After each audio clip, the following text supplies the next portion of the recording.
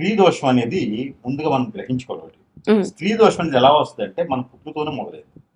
హ్మ్. కాకపోతే ఆ వయసు, ఆ ఏజ్ వచ్చిన తర్వాత మనకి వెళ్ళిపోతూ ఉంటుంది. మనకి దశ అంత అవసరం ఉంటుంది. మనం పుట్టుతంతో ఒక దశ మొదలైంది. హ్మ్. ఆ దశ ఆ సమయాన్ని బట్టి అయిపోతూ మరొక దశకి ఆరంభం అవుతుంది. అప్పుడు మన యొక్క స్థితిగతులు హ్మ్. చదువుకునే ఏజ్ లో గురు దశ కానీ శుక్ర దశ కానీ ఉన్నట్టయితే బాగా చదువుకుంటాం. జాబ్ చేసేటప్పుడు రాహుది కానీ కుజుడిది కానీ ఉంటే బాగా జాబ్ చేస్తూ ఉంటాం. హ్మ్. పెళ్లి చేసుకునేప్పుడు శుక్రుడి దశ కానీ రవి దశ కానీ బుధ దశ కానీ గురు దశ కానీ ఉన్నప్పుడు పెళ్లి చేసుకునేదానికి ఉంటుంది. దానికి శుభగ్రహాలని తోడే ఉండాలి. హ్మ్.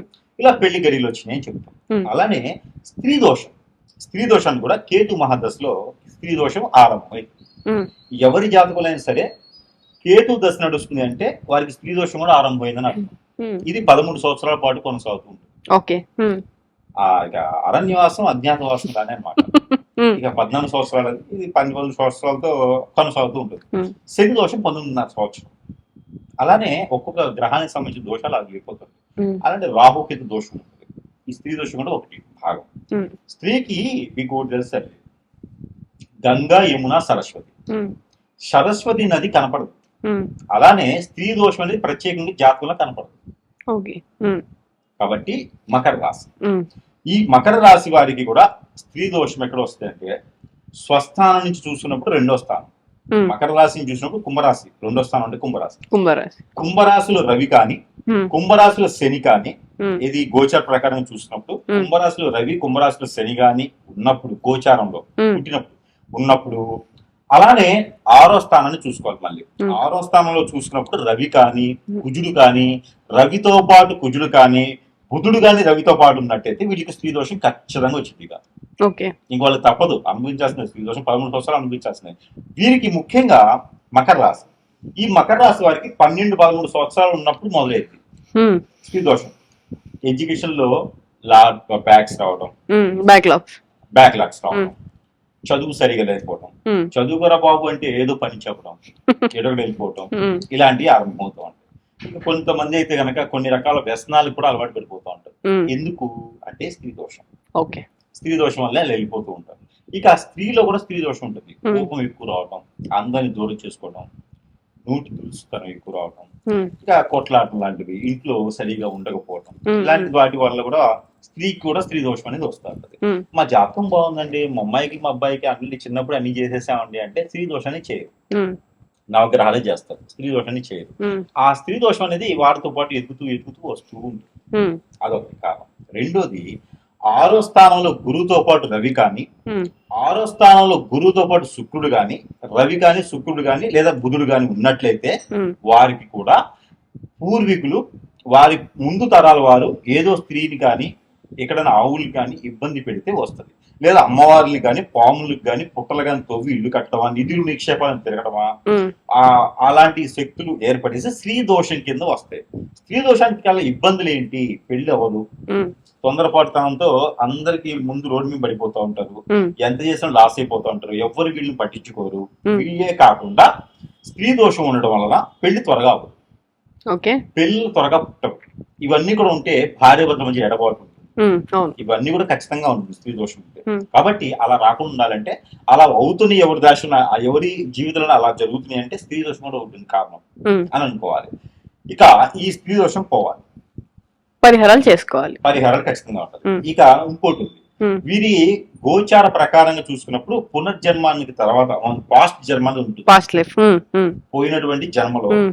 వీరు చేసినటువంటి క్రియలు, హ్మ్. భార్యని వేడిపించడమా, కూతుర్ని తల్లిని లేకపోతే చెల్లిని ఇట్లా స్త్రీలను ఏడిపించడమా, Hmm. ఎదుటి వాళ్ళ డబ్బులు తీసుకొని వారి యొక్క ఇది మనం తీసుకోవడం తీసుకోవడం. హ్మ్. అంటే పోయిన జన్మలో ఏం చేసాం తెలియదు, తెలియదు. కానీ మన గోచారం చెప్తుంది. అవును. ఆ చెప్పినప్పుడు ఖచ్చితంగా వీరికి కూడా స్త్రీ దోషం ఉంది అని అర్థం చేసుకోవాలి. హ్మ్. వాటికి పరిహారాలు ఉంటాయి. ఒకటి గుర్తుపెట్టుకోండి, స్త్రీని ఏడిపించినా, స్త్రీని ఇబ్బంది పెట్టినా, హ్మ్. ఆవుని ఏడిపించినా, ఆవుని ఇబ్బంది పెట్టినా కూడా అది దాదాపుగా 3 నుంచి 7 తరాలు ఉంటుంది. అది ఏ తరమైనా నీకు ఇబ్బంది పెట్టింది. ఓకే. పిల్లిని హింసించినా, హ్మ్. పిల్లిని చంపినా, హ్మ్. పిల్లిని కొట్టినా కూడా, పిల్లిని కాలుతో తన్నినా కూడా 7 జన్మలు ఉంటుంది. హ్మ్. అది మనం అనుభవించాల్సింది. ఖచ్చితమైనటువంటి రాతి ఇది. హ్మ్. ఇది మన గోచారంలో కనిపిస్తుంది. హ్మ్. పిల్లి జాషులు వచ్చేసి 4వ స్థానం ఉంటుంది. పిల్లులకి జంతువులు చేసింది 4వ స్థానంలో కనిపిస్తుంది. ఉమ్, 6వ స్థానంలో కనిపించింది కలత్రం, అంటే ఒక పుట్టింట్లో నుంచి మెట్టినింటికి వెళ్తాం, ఉమ్, ఉమ్, అక్కడ 6వ స్థానం కనిపిస్తుంది. 9వ స్థానం నా జీవిత భాగం, ఉమ్, అంటే నా పర్సనల్ లైఫ్ 9వ స్థానంలో కనిపిస్తుంది, ఎవరి లైఫ్ అయినా సరే. అప్పుడు మనకి ఈ స్త్రీ దోషాలు ఎక్కడ ఉన్నాయి అనేది మనకు తెలుస్తుంటది. కేతువు ఎక్కడైతే ఉంటాడో, ఉమ్, కేతుతో కూడా మనోగ్రహం ఉంటే ఉమ్, ఆ స్థానాన్ని బట్టి వీరి దోషం మనం వచ్చేసి చెప్పొచ్చు. ఓకే. కేతు అనేది మనకి చైతన్యం ఇచ్చేదానికి, మన దోషాలు తెలియజేయడానికి ఉంటారు. ఇప్పుడు ఉన్నటువంటి దరిద్ర వ్యవస్థ అయినటువంటి గురువు దగ్గర అంత నాలెడ్జ్ ఉందని నేనైతే అనుకుంటున్నాను. ఓకే. కాబట్టి వీరికి స్త్రీ దోషం పోయేదానికి కూడా పరిహారాలు ఉంటాయి. ఉమ్, మకర రాశి వారికి స్త్రీ దోషం ఉంది, దీనికి పరిహారాలు కావాలి. ముత్తైదులు పిలవాలి, వాళ్ళు మొగోళ్ళు అయినా ఆడవాళ్ళు అయినా సంబంధం లేదు. ఉమ్, పెళ్లికి ముందే ముత్తైదులు పిలవాలి, ఉమ్, పిలిచేసి వారికి వాయినం అని ఇవ్వాలి. ఉమ్, దోశలు కానీ, లేకపోతే ఏదైనా పిండి పదార్థం కానీ, ఉమ్, అరిసెలు ఇలాగా పోసేసి చలివిడి, ఇలాగా మనం రజస్వాలు అయినప్పుడు ఏదైతే చేస్తామో ఉమ్, ఆ రకమైనటువంటిగా వాయినం అనేది వాయినం, ఉమ్, 12 మందికి ఇవ్వాలి. ఇది ఒకటి చేయాలి, పెళ్లికి ముందే చేసేసారు. ఆడపిల్లకైనా మగపిల్లకైనా సరే ఇచ్చేసుకోవాలి. ఉమ్, ఇక శ్రీ సత్యనారాయణ స్వామి వారి వ్రతం ఉమ్, అది చేసుకోవాలి, ఉమ్, ప్రతి సంవత్సరానికి ఒకసారి అని చేసుకోవాలి. ఉమ్, లేదా లక్ష్మీ నరసింహస్వామి వారి కళ్యాణం, ఓకే. ఇది సంవత్సరం ఒకసారి చేసుకోవాలి. సొంత డబ్బులతో చేసుకోవాలి, అప్పు తీసుకురాకూడదు. ఓకే. ఇక్కడ దొంగతనాలు ఏం చేయకూడదు, అప్పు తీసుకురాకూడదు. ఉమ్, ఇది చేస్తే వీరికి స్త్రీ దోషం అనేది ఉపశమనం లభ్యపడుతుంది. ఓకే. పూర్తిగా కావాలనుకుంటే ఖచ్చితంగా గురువు గారిని సంప్రదించాల్సింది. ఓకే. మరి చూసారు కదా, మకర రాశి వారు ఈ స్త్రీ శాపం నుంచి విముక్తి కలగాలంటే చెప్పిన పరిహారాలు చేసుకొని మీ జీవితాన్ని మంచిదారిలో పెట్టుకుంటారని ఆశిస్తూ మరో రాశితో కలుద్దాం. అంతవరకు సెలవు. ధన్యవాదాలు. సార్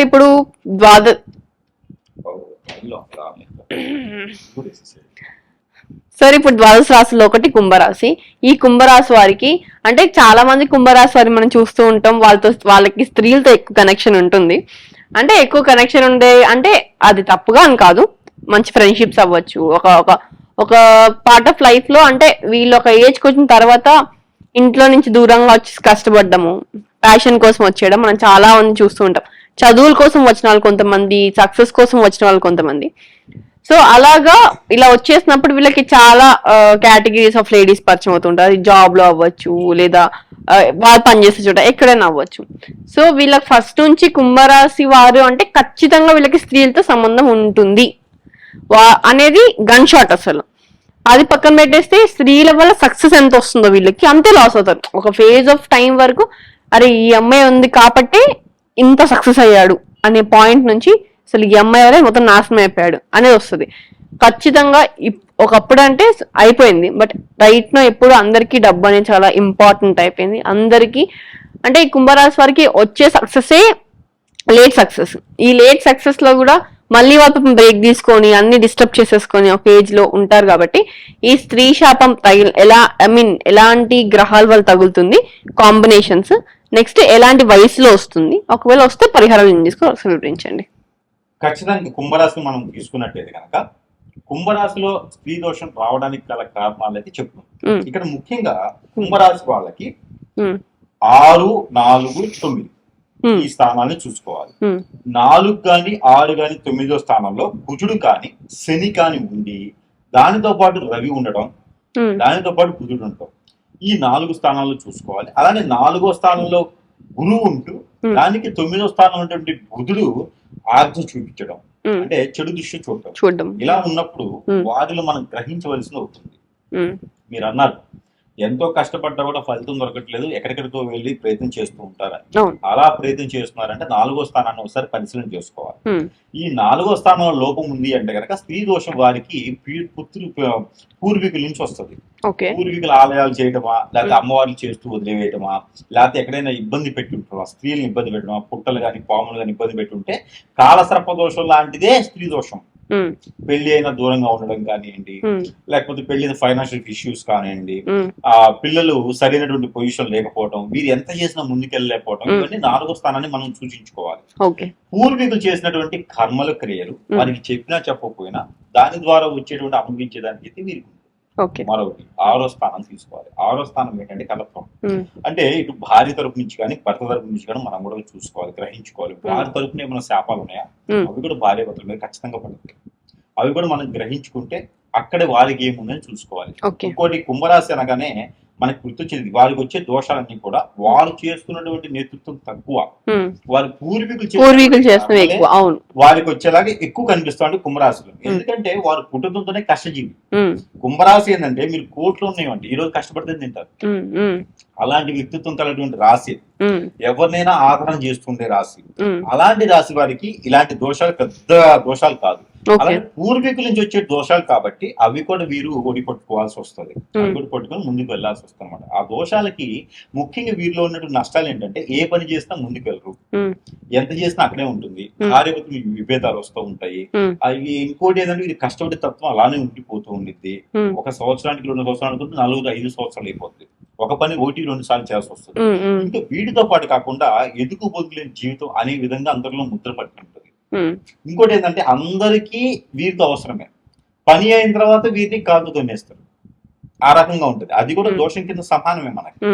అది కూడా మనము 9వ స్థానాన్ని చూసుకుంటే అది వ్యక్తిగతంగా మనం గమనించుకున్నట్టుగా కనుక ఈ 9వ స్థానంలో గురువుతో పాటు కేతువు కానీ రవితో పాటు కేతువు కానీ ఉన్నట్లయితే మన వ్యక్తిగతంగా కూడా ఇబ్బంది ఏదో పోయిన జన్మలో చేసినటువంటి కర్మలు మాత్రం మనం గ్రహించుకోవాలి.